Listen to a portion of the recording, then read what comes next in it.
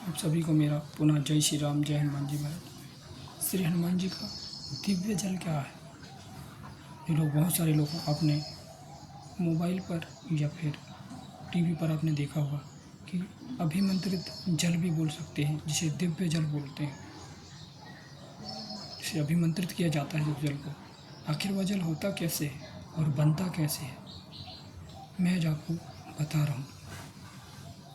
आप जब किसी कटोरी में या फिर गिलास में आप लोग जल रखते हैं ना, किसी लोटे में आप जब जल रखते हैं अभिमंत्रित करने के लिए, और आपने भगवान के सामने अपने उस जल को आप रख देते हैं, उसके बाद आप लोग हनुमान चालीसा का पाठ या फिर आप जिस भी देवी देवता को मानते होंगे, किसी भी भगवान को आप मनाते होंगे, तो आप उनका जो भी पाठ या फिर मंत्र आप करने के बाद आप लोग क्या करते हैं, उस जल को अभिमंत्रित करते हैं, उसमें फूंक लगा देते हैं या फिर ऐसे ही ढक के रख देते हैं उसको। बोलते हैं कि यह जल अभिमंत्रित हो जाए। कुछ लोग फूंक नहीं लगाते हैं, कुछ लोग ढक के रख देते हैं या फिर ऐसे ही रख देते हैं और उसे विनती करते हैं। बाबा किसी से भी आप जिसकी पूजा करते हो, जब हनुमान जी की पूजा करते हैं तो वो लोग हनुमान जी से प्रार्थना करते हैं कि यह जल अभिमंत्रित हो जाए, और जिसे आवश्यकता है, जैसे कोई लोग बीमार हो, उन व्यक्ति को आपको पिलाना हो तो आप उन्हें आप पिलाएंगे उस जल को, तो आप उसे अभिमंत्रित करते हैं, या तो फिर आप मंत्र पढ़ करके फूंक मार के आप उसे अभिमंत्रित कर लेते हैं, या फिर हनुमान चालीसा का पाठ, बजरंग बाण का पाठ इत्यादि पाठों को आप कर करके और उस जल को अभिमंत्रित करते हैं। तो क्या वह मंत्र या फिर क्या वो पाठ से वह जल अभिमंत्रित हो गया? कैसे मालूम चलेगा? कैसे जान सकते हैं कि वह जल जो है अभिमंत्रित हो चुका है, या फिर वह जल जो है जो आपने शुद्ध जल रखा है, क्या वह अभिमंत्रित हो चुका है? क्या उसमें मंत्र की शक्ति आ गई है? कैसे जान सकते हैं? चलिए मैं आज आपको बता रहा हूँ। शायद ऐसी जानकारी मैं आपको बता रहा हूँ जो आज तक किसी ने आपको नहीं बताया होगा, ना ही आज तक आपने किसी के मुख से सुना होगा, और ना ही किसी ने आज तक तुमको किसी ने बताया होगा। मैं आज आपको बता रहा हूँ।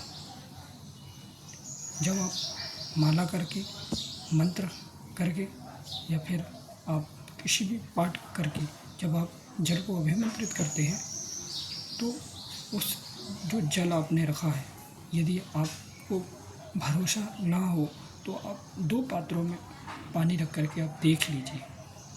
2 पात्रों में पानी रख करके आप देख लीजिए।